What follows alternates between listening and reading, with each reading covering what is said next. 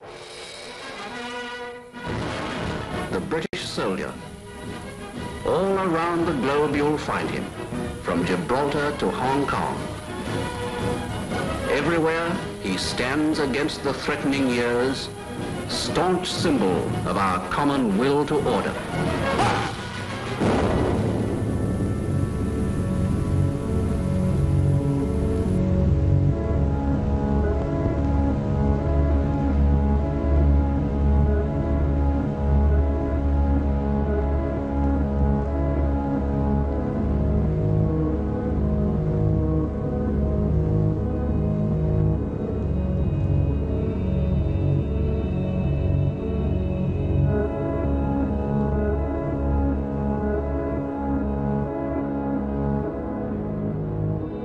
The British Empire, the largest empire the world has ever known. For over 300 years, Britain ruled, its armies conquered, and its bankers proclaimed the might of its currency. But one day it all began to fall apart. One by one, countries declared their independence from Britain, and no amount of force could reverse the tide. As British elites saw their wealth, privileges, and empire disintegrate, they began to search for a new role in a changing world, and they found one in finance. This is a film about how Britain transformed from a colonial power to a modern financial power, and how this transformation has shaped the world we live in.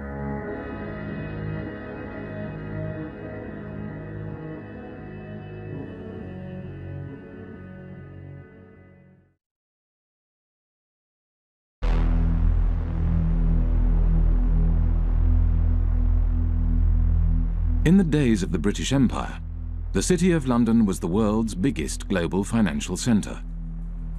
The City of London was the kind of beating financial heart of the British Empire. The historians Kane and Hopkins call it the governor of the imperial engine. All these countries in the empire used to use the sterling currency, and the City of London was kind of the financier of this zone, not just inside the sterling zone, but outside the sterling zone as well. As Britain's empire declined, so too did the City of London. One British army truck is bombed, killing 2 soldiers and wounding 12. As rioting becomes daily more violent, young people of high school age take an increasing part in the violence. Here a group of girls are being dispersed after a rock-throwing battle with British military police. With the decline of empire, British commercial interests across the globe were under threat. In 1956, Egypt nationalized the Suez Canal. A new Middle East crisis arises as President Nasser of Egypt tells a wildly cheering crowd in Alexandria that Egypt has seized the internationally owned Suez Canal. France and Britain issue a 12-hour ultimatum. Within hours of its expiration, Britain's warplanes are winging their way to Egypt, and its bombers attack 5 key cities, including Cairo. The United States was opposed to the invasion and put pressure on Britain and France to withdraw their troops. There will be no United States involvement in these present hostilities. It is our hope and intent that this matter will be brought before the United Nations General Assembly. There, the opinion of the world can be brought to bear in our quest for a just end to this tormenting problem. Britain was humiliated. The Suez Crisis signified the end of Britain's role as one of the world's major powers.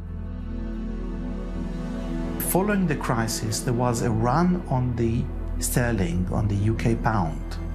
Some people suspect that the American government was encouraging this run on the UK pound. As financiers withdrew their money from Britain, the value of the pound decreased. To protect the value of the pound, Britain limited the bank's overseas lending. They were not able to invest abroad, and obviously they were unhappy. And we don't know exactly the context, but it's very clear that the banks or their representative made a representation to the Bank of England, which in itself was dominated by representatives from the banking industry. It seems that they have reached an agreement which was never written. That if the banks intermediated between two non-residents in a foreign currency, in that case the dollar, that this particular intermediation, this particular deal will not be considered by the Bank of England under its own jurisdiction. The banks began to create a market for dollars in London, called the London Eurodollar market. To differentiate these euro market activities from their domestic banking activities, banks kept two sets of accounts. The Bank of England, the UK regulator, declared that the London euro market accounts were not in London. They were elsewhere, and therefore it had no responsibility for regulating them. It's about providing a legal space in which you pretend activity is taking place. And the importance of that is that you pretend it's not taking place in the economy where it really is taking place. So you're taking activity from the place where it's regulated and taxed and pretending that it's happening elsewhere. Now, where doesn't really matter, it's just elsewhere. When American banks realized that London offered the ability to avoid US regulations, they moved their international operations to the city.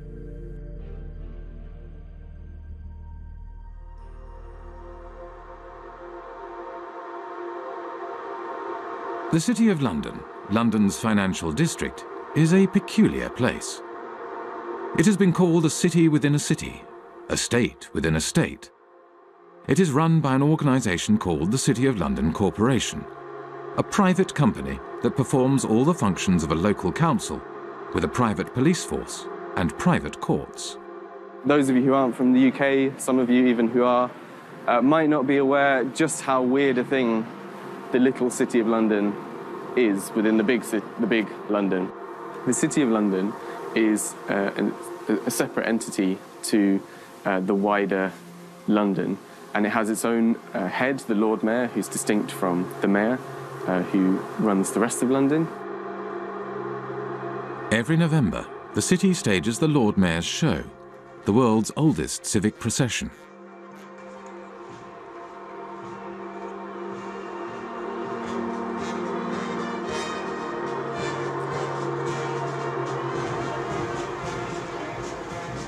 The City of London has long had this curious legal status because back in 1066, when William the Conqueror came over, the city was one of the only portions of England that he failed to conquer, and he struck a deal with the city in 1067 that allowed them to continue functioning. To this day, the City of London is exempt from numerous laws that govern the rest of Britain. Its political system derives from the Middle Ages. The city's electorate is dominated not by its residents, but by the private businesses operating within the city. Its Lord Mayor is selected by the heads of medieval guilds. They have a representative in the House of Commons called the Remembrancer. Apart from the clerks of the court of the House of Commons, he's the only unelected person there. All other lobbyists have to stop, in the lobby. They're not allowed past the lobby. The City of London has a permanent representative in the House of Commons, whose role is to report back to the City of London Corporation and to lobby Parliament on behalf of the city. The Corporation of London, clearly, it's a unique and interesting phenomenon that should have attracted many political scientists, political economists and economists. But I don't know of anyone who has studied systematically the Corporation of London and its impact on policy or economic policy. So we can only surmise. Some people assume or surmise that the Corporation of London is extremely powerful and is able in one way or another to shape British policy, particularly in financial matters. Clement Attlee, the Prime Minister after the Second World War, had something to say about the City of London Corporation. He did, yeah. So over and over again, we have seen that there is in this country another power than that which has its seat at Westminster. The City of London, a convenient term for a collection of financial interests, is able to assert itself against the government of the country. Those who control money can pursue a policy at home and abroad contrary to that which has been decided by the people.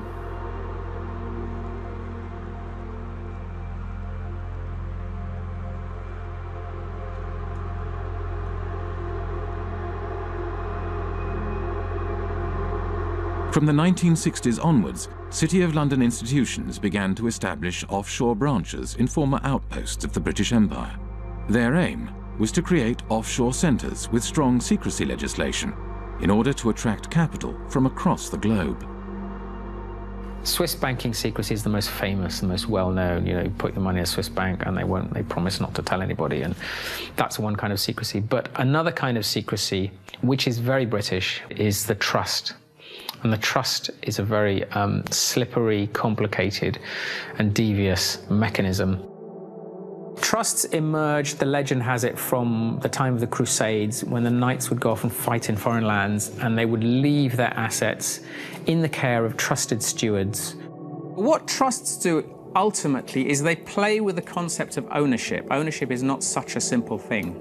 So the settlor, the knight in this case, would hand over the assets to someone who these days would be called a trustee. It's often a lawyer.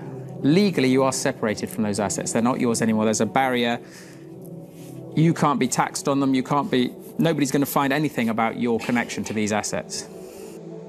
In Britain's offshore jurisdictions, no qualifications are necessary to be a trustee. Anyone can set up a trust and act as a trustee. There is no registry of trusts. There are no bodies to certify that a trust has been set up. The only persons who know about the creation of this agreement are the trustee and the settlor. There's no obligation to register it. There is no financial reporting obligation of trusts. They're not required to put annual statements onto account anywhere. So actually trusts are, to all intents and purposes, invisible arrangements. Economist John Christensen was an economic advisor to the secrecy jurisdiction of Jersey for 10 years. We're not talking about a few million. We're talking now about trillions. Trillions of dollars of capital, which apparently belong to nobody. For tax purposes and for other purposes, they belong to nobody. Everything, works of arts, gold bullion, racehorses, cars, real estate, not just financial assets, but a whole load of non-financial assets belong to these trusts, sitting there belonging to nobody. Now think that one through, because we are talking about maybe as much as $50 trillion of assets sitting offshore behind these instruments. Well, the Cayman Islands are among several British overseas territories who have signed a new information exchange agreement with Britain and the rest of Europe to tackle tax evasion. The countries are now required to automatically provide details of the ownership of bank accounts and how they're used. Cayman became the first signatory last week.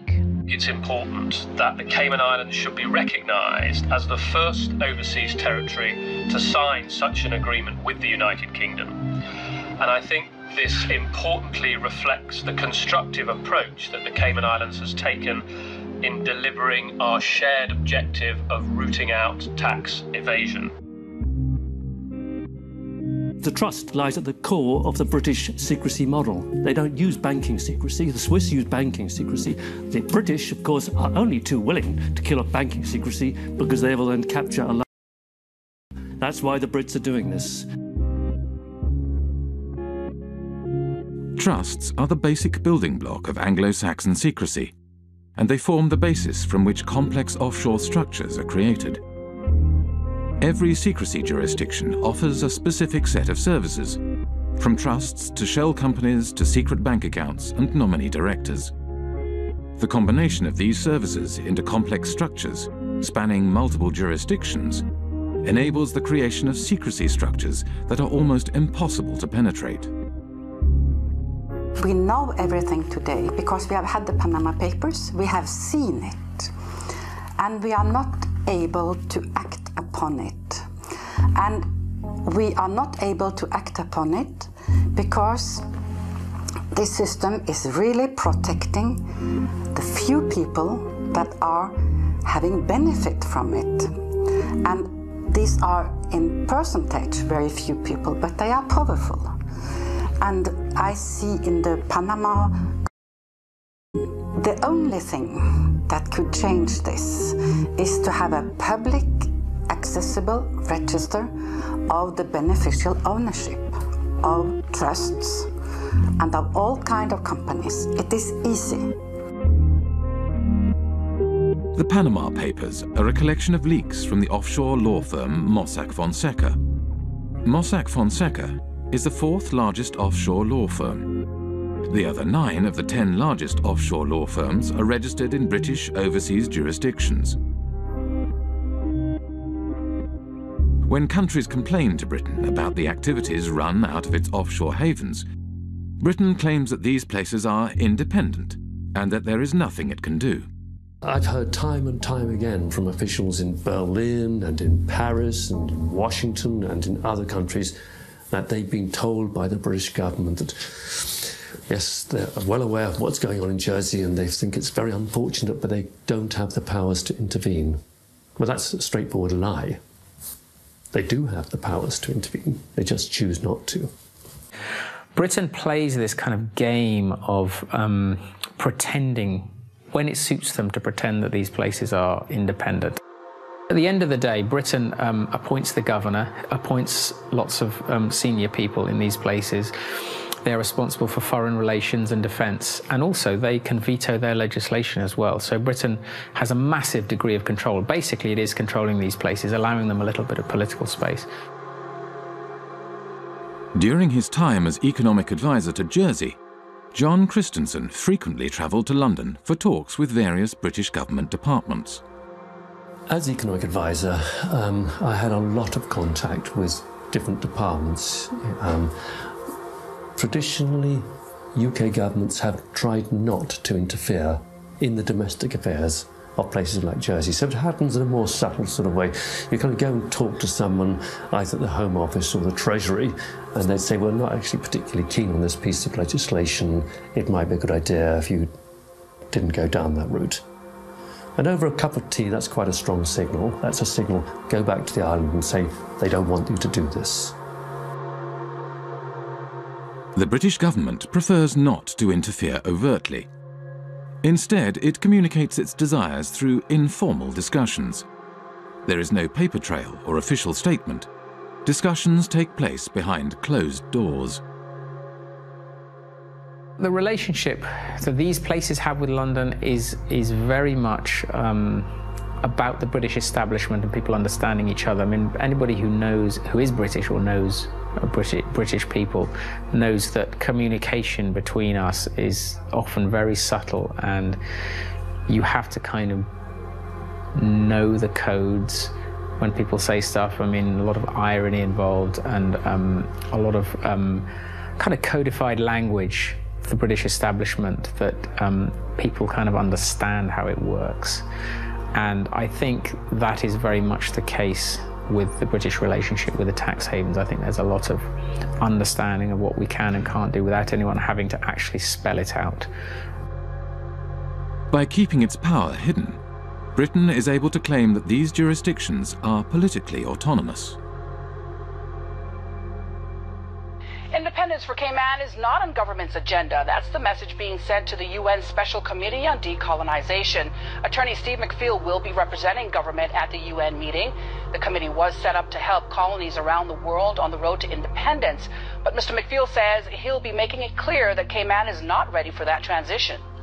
And that message is that the Premier, his cabinet, his party has no mandate from the people of the Cayman Islands to seek independence. That is the message that I will be carrying.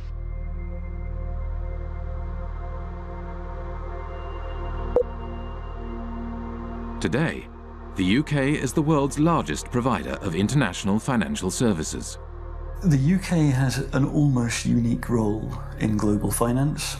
If you look at data, the kind of data that we've constructed in the Financial Secrecy Index, you can see the relative shares of each country in the global provision of financial services exports. That's financial services to non-residents. Now, there are two big centres and everything else is quite small in comparison. The two large centres are the United States, with around 19% of the global market, and the United Kingdom and its offshore jurisdictions, which have around 25% of the global market. And if you add to that other jurisdictions, ex-colonies, but recently independent, fairly recently, by which I mean Hong Kong, Singapore, maybe even Dubai and Bahrain, and Cyprus, then you reach a figure of nearly 40%. And I think that figure represents better the position of London in the global financial market. The soldiers left, the administrators left all the colonies, but they still kept a significant degree of control over the financial flows from these the former parts of empire and the rest of the world. So you could describe it as a second empire, Britain's second empire, sort of hidden financial empire spanning large parts of the globe. At the time of the British Empire, the City of London was the world's largest global financial centre. Not only Britain's colonies, but also independent countries did their banking in London and used the empire's currency for trade and financing. As the empire declined, so too did the City of London. The establishment of the London Euro market enabled City of London banks to continue to exploit their empire-era networks and expertise, and the creation of secrecy jurisdictions gave banks access to large amounts of cheap money. International banks from across the globe set up branches in London and Britain's offshore jurisdictions in order to take advantage of this new system. This system has taken the place of the occupation, up till 62. For France, I don't know for England, but about the same time, England were physically present in India, for instance, or in other colonies. And when you look at the money flows through the tax havens, they are increasing when we withdraw from the colonies. We are still plundering developing countries as former colonial powers. Wealthy individuals, organized crime, and corporations shifted their wealth offshore in exchange for secrecy and no tax. And as countries around the world began to deregulate and open their economies, it became ever easier to do so. Today, as much as half of all global offshore wealth may be hidden in Britain's secrecy jurisdictions. One of the losers is Africa, whose flight capital flows mostly into the modern British spider's web. I think it's no coincidence that Britain's offshore empire emerged more or less at the same time as the collapse of the former empire. We tend to think of Africa as being a huge net debtor to the rest of the world, but that was the extent of their debts at the end of 2008, 177 billion. The debt of sub-Saharan African nations stood at $177 billion in 2008. Yet the wealth these countries' elites had moved offshore between 1970 and 2008 is estimated at $944 billion, over 5 times their foreign debt. $944 billion. Do the maths. Far from being a net debtor, Africa, sub-Saharan Africa, is a net creditor to the rest of the world. As capital moved offshore, African nations borrowed money from international banks at high interest. Over time, these debts became so great that they may never be repaid. Secrecy jurisdictions were starving developing nations of their wealth and their tax revenues. For a long time, a lot of developing countries, including recently Ecuador, have been trying to set up a UN tax body which is of a higher value than what is currently there, which is the UN Tax Committee. And every time this has happened, it has gotten blocked.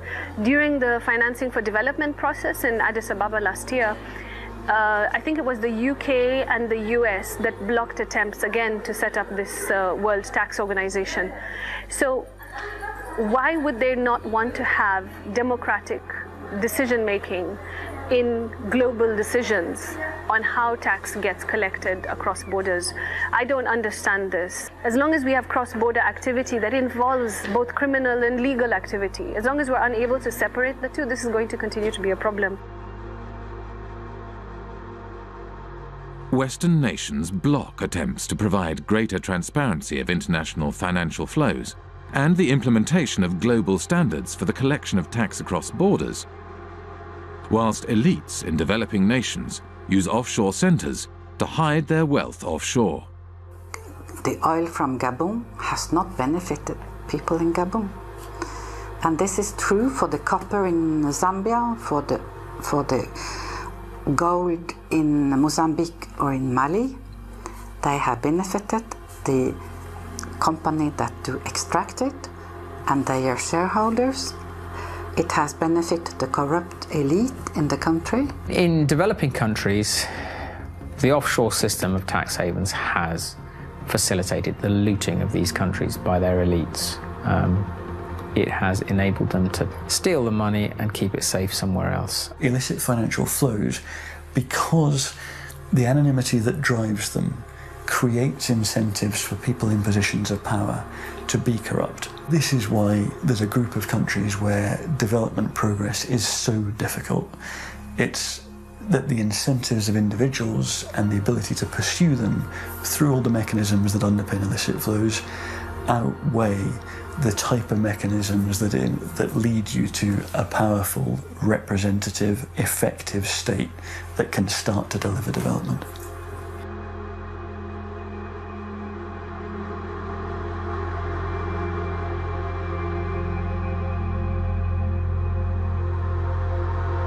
Worldwide, developing countries lose over $1 trillion every year in capital flight and tax evasion.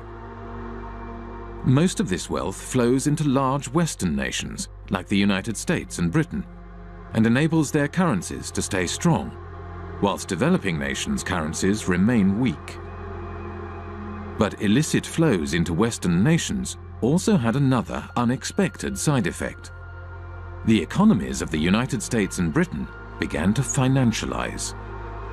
The origins of this financialization, or de-industrialization, go back to the 1960s.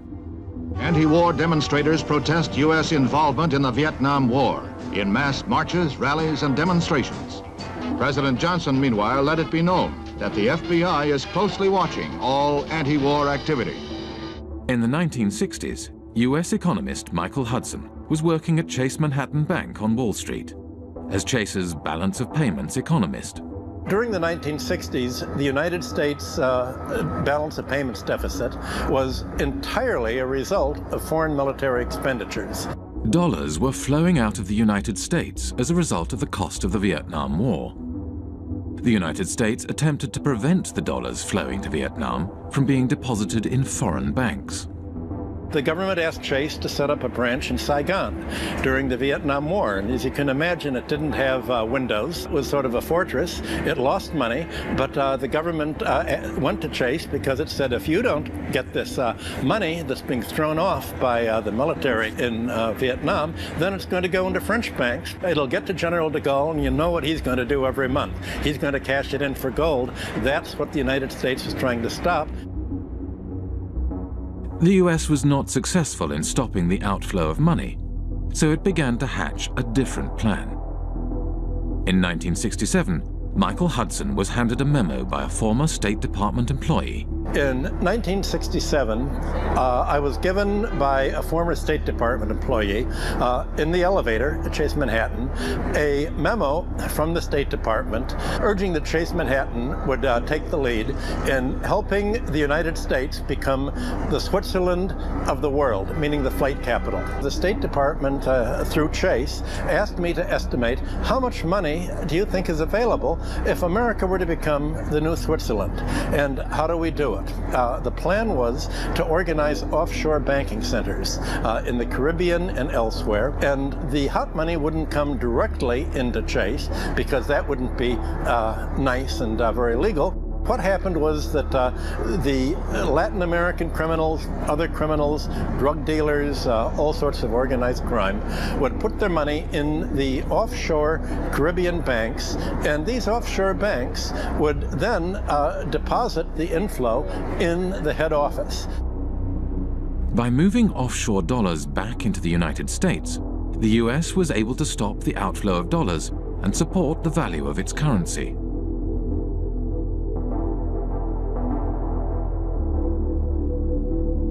With the silent backing of the United States, Britain's offshore havens grew rapidly, and before long, the offshore system developed into the world's dominant international financial market. Few were aware how this market functioned. In 1986, economist John Christensen went offshore to investigate. He applied for a position at the Jersey office of one of the world's major accounting firms. But Deloitte & Touche, I was working in what's called company and trust administration, straightforward offshore stuff. I went offshore specifically to work in that area because that's where you're dealing with the offshore companies, the shell companies, the offshore trusts, and you're administering them. That way I could see from working inside a big global accounting firm exactly what the clients were doing. I had complete access to all the client files. And over the course of my period of working with Deloitte Touche, I investigated over 100 of their clients offshore, and this is what I found.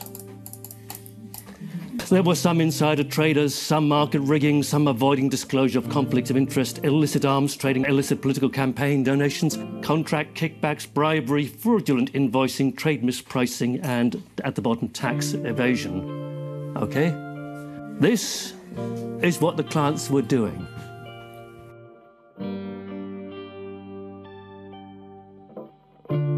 Today, close to half of the world's secrecy jurisdictions are British dependencies. In public, these jurisdictions claim they are transparent and their financial services sectors are engaged in legitimate financial activities. Our economy is not based on secrecy. It's based on transparency. It's based on a sound regulatory environment. It's based on good governance and good government with a British government legal system. That's what our financial institutions are based on. Well, tonight we have a response from the head of Cayman Finance after a group of U.S.-based anti-tax evasion activists announced plans to travel to Cayman to draw attention to what they feel is corporate tax evasion. Finance Chairman Mr. Richard Cole says he's encouraging the group to visit and says our financial sector has nothing to hide. I would say if anybody wants to come to Cayman to find out what's coming, you know, what we do here, come on down. We have no secrets here. When I went to the Cayman Islands back in 2008, I think it was, I called the government spokesman and he said, okay, we have had an order from on high that nobody is allowed to speak to you. You are off limits. In 2011, journalist Nicholas Shaxson released Treasure Islands, a groundbreaking book about the offshore system. The author of a series of international media reports says he would welcome a debate with Cayman Finance Chair Tony Travers. Mr. Travers recently called Nicholas Shaxson an imbecile with the understanding of an 11-year-old. There are always going to be the politics of envy. Now, the politics of envy are exacerbated by imbeciles who don't actually understand what's going on in the Cayman Islands. I don't know what he's talking about, and furthermore, he doesn't know what he's talking about. The Cayman Islands is the 5th largest financial centre in the world.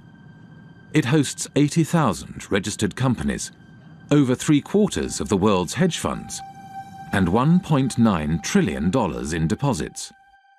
It has a population of 60,000, roughly equivalent to New York's homeless population. A strange mixture of characters populate the offshore world. British ex-public schoolboys, members of the world's intelligence services, global criminals, assorted lords and ladies, and bankers galore. With so much at stake for so many wealthy and powerful individuals, it may come as no surprise that Britain's offshore havens have developed their own curious mechanisms to prevent information from leaking out. For many people who work offshore and who don't like what they're doing, it's very hard indeed to dissent, because they will be attacked personally with a degree of viciousness which is quite extraordinary. Most of the time, the instruments of suppression are relatively sophisticated. You won't get promotion by doing this, or your family won't like it.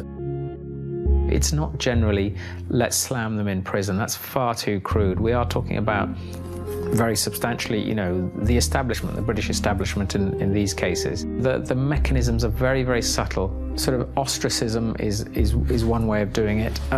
These peculiar mechanisms for, if someone tries to blow the whistle, you find all sorts of methods that aren't the most, just fire them, you give them far too much work to do, you steer them in a different direction.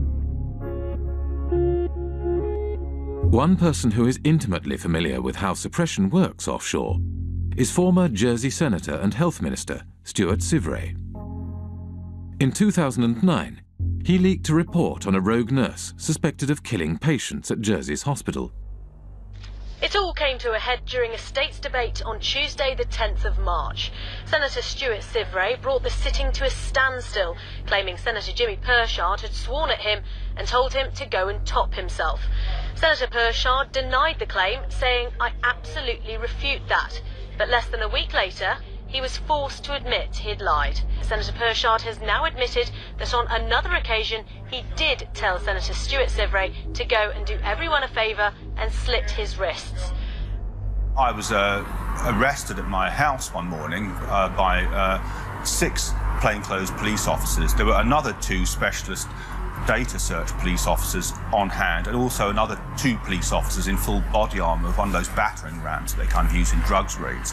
So 10 police officers descended on me without a search warrant. The property was turned over from top to bottom. All of the computers were seized and searched. All kinds of private constituency data was stolen by the police. Shortly after we began filming, a police officer exited the police station. As he hurried past, he grinned at the camera. The officer was on his way to test the sirens on his motorbike, which he did at intervals throughout much of the remainder of the interview. When it came to prosecuting me, Stuart Sivray was prosecuted under the data protection law. Now, when the authorities were prosecuting me, I claimed that this was a legitimate public interest disclosure defence. And I, with an expert witness, was able to produce a set of reports that effectively destroyed the prosecution case. In reaction to this, the magistrates ruled that Stuart Sivray's defence case, that he had leaked the report in the public interest, would no longer be admissible, but continued to prosecute him all the same, without a defence case. Over the past 7 years, Stuart Sivray has been repeatedly taken to court and imprisoned 3 times. He does not know when or if the persecution will end, nor does he know when he will find himself behind bars again. To look at Jersey from the outside, it looks like it's got a prosecution system, it looks like it's got a court and a legislature, but none of it's real. It's a Potemkin village.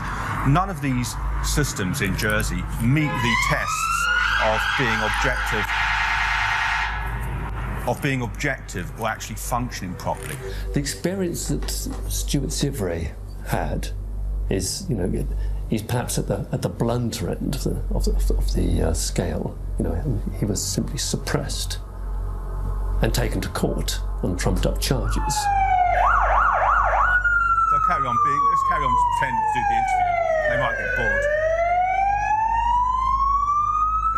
This is the kind of how oppression happens in Jersey. See, all kinds of little things get done to harass people.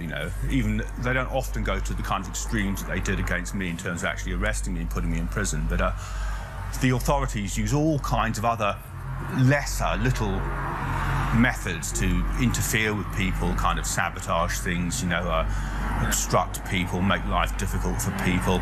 You know, if you annoy the establishment in Jersey, you won't get a job here. You know, your children won't get decent jobs. You know, that's kind of how it works, you know. I went to Jersey in March 2009 with Nick Shackson. About 24 hours after we arrived in Jersey, we were there for several days. Nick said, "Did you know that? Have you noticed that we're being followed? Ever since we arrived at the airport, we've been followed." He said, "Don't look now, but we're being followed now." Turns out he was quite correct. We were being followed. And I found that very disturbing indeed.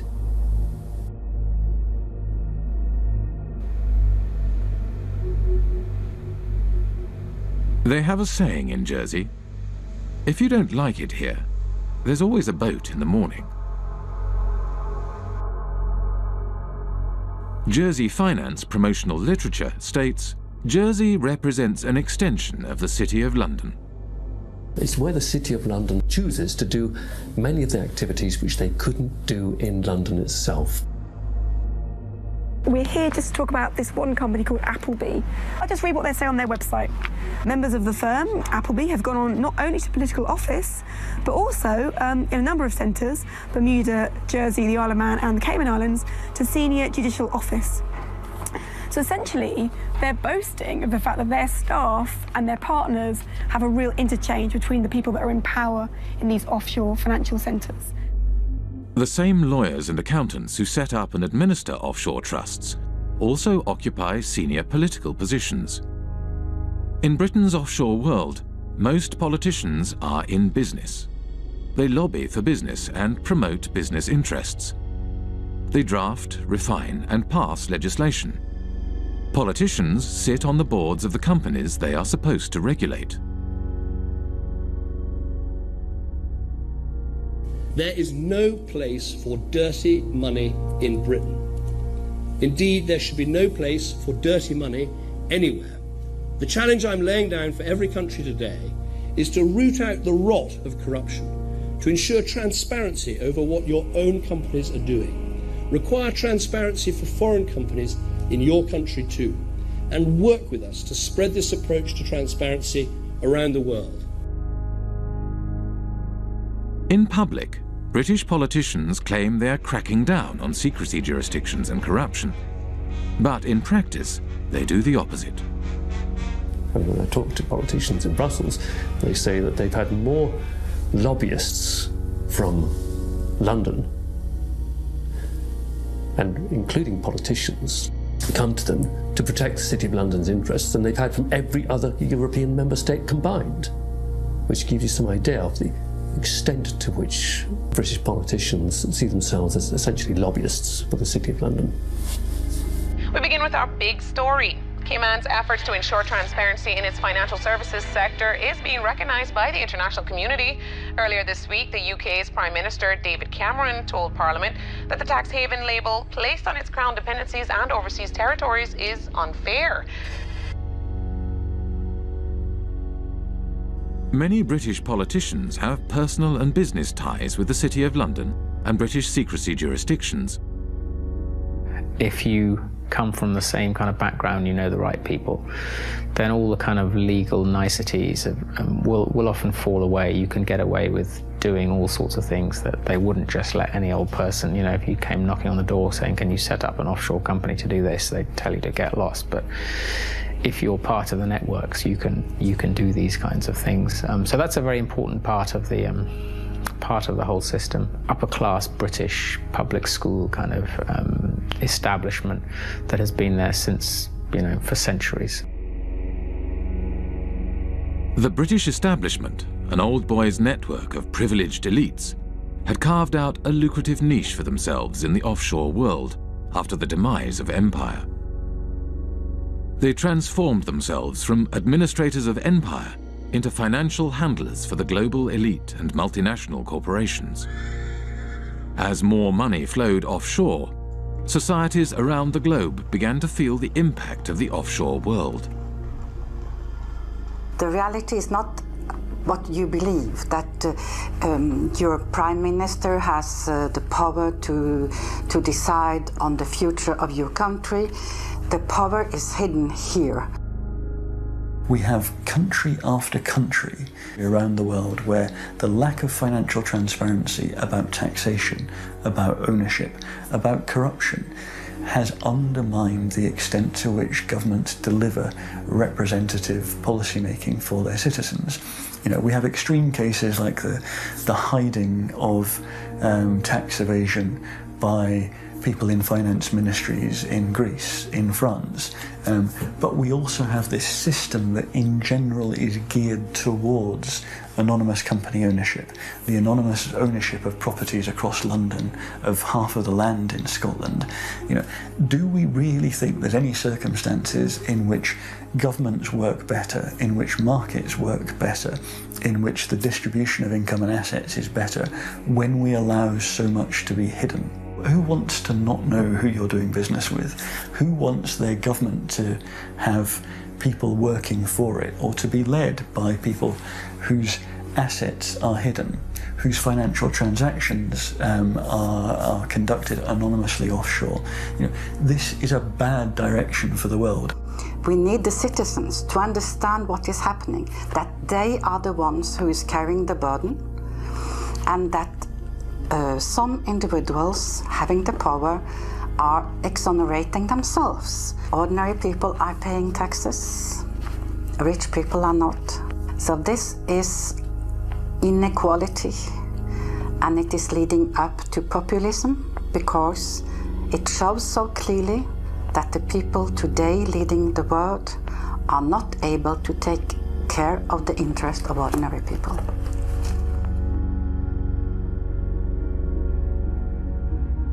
Back in the 60s and 70s, you know, tax evasion or pushing back against taxation, it was kind of seen as anti-establishment. So, you know, the Rolling Stones and Phil Collins, all these people kind of going offshore, going away, it was seen as a sort of rebellious thing to do. And if you fast forward to the present day, now that is the establishment. The offshore system is the establishment.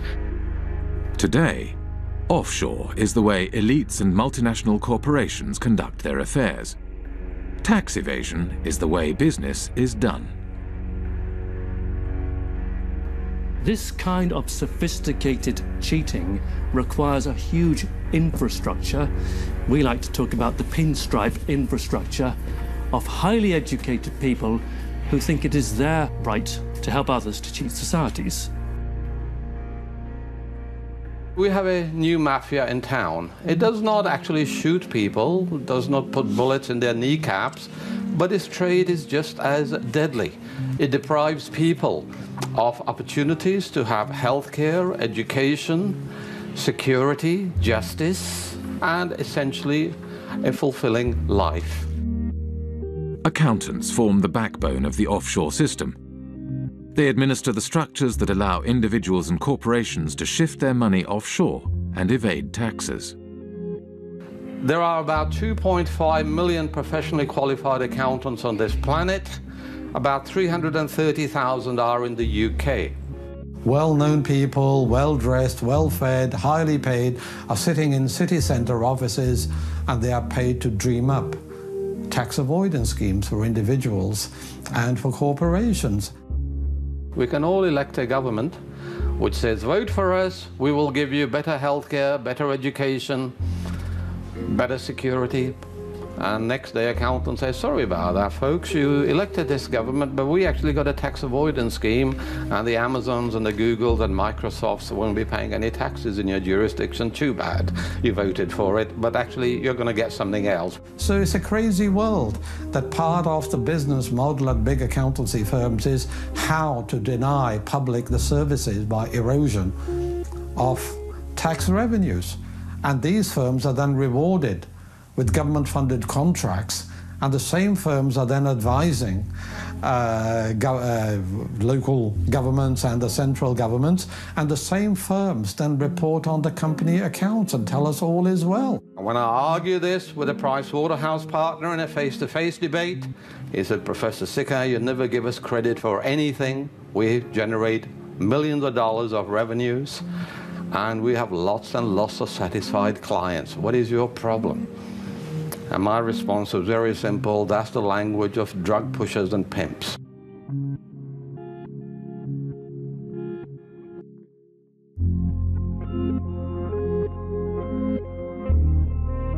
In Britain, a new breed of civil servant was rising to the top. One such civil servant was Dave Hartnett, who rose to the top of HMRC, the UK tax authority. Dave Hartnett had a new way of collecting tax. Deals would be negotiated on an individual basis, behind closed doors. In the case of the largest clients, Dave Hartnett frequently led the negotiations himself. British Telecom was one of the first companies through the programme and received a refund of over £1 billion. BT's chief executive, Ben Verweyen, wrote, "Earnings per share up 14%, and nice to know that we have a £1 billion credit from the taxman." Dave Hartnett claimed this approach was more efficient. Litigation in the courts is really phenomenally expensive in this day and age all over the world. And I think is to be avoided where possible. And the art is to persuade people to pay by strength of argument and the like.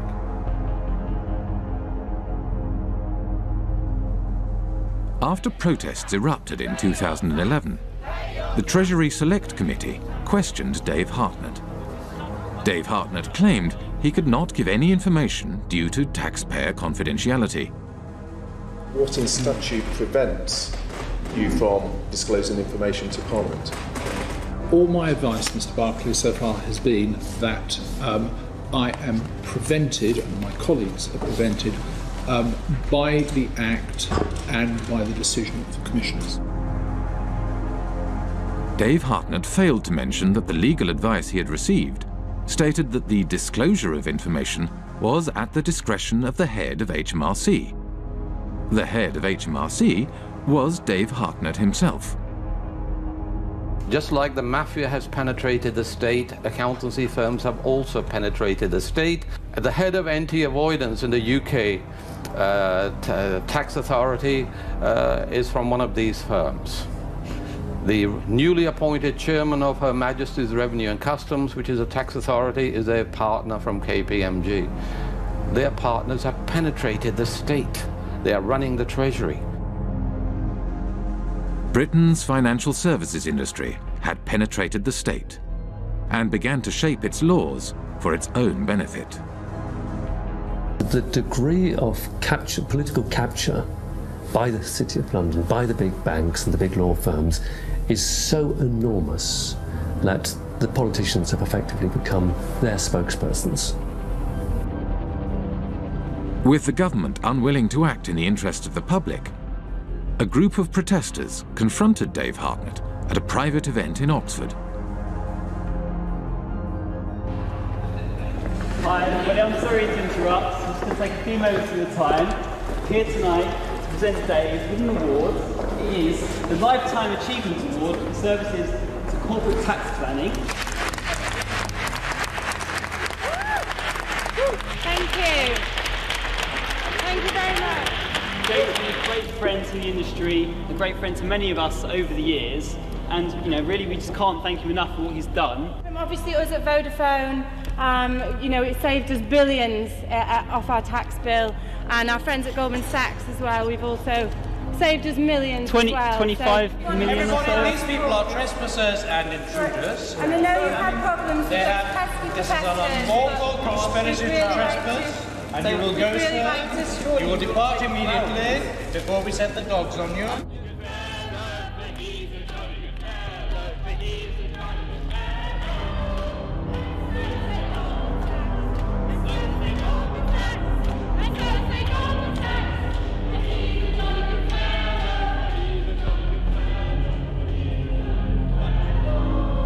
Okay, go.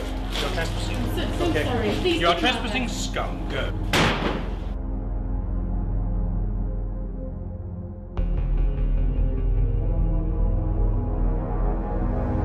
After his retirement, Dave Hartnett moved to the private sector. One of his positions was at accountancy firm Deloitte, where he advises foreign governments on corporate taxation. Dave Hartnett is a companion of the Order of the Bath, an honour bestowed on him by the British monarch.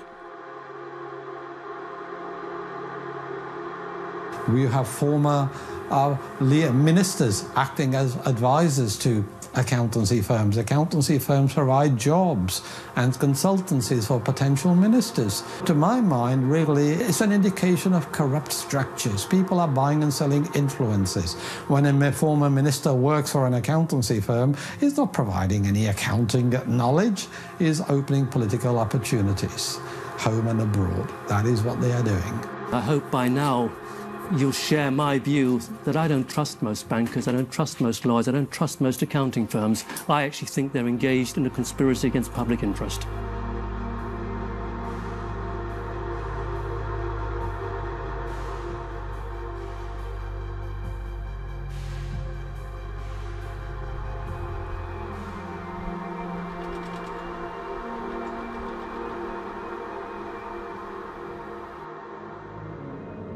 The City of London was the beating financial heart of the British Empire. As Britain's empire declined, the city transformed itself from a hub operating the financial machinery of empire into a global financial centre.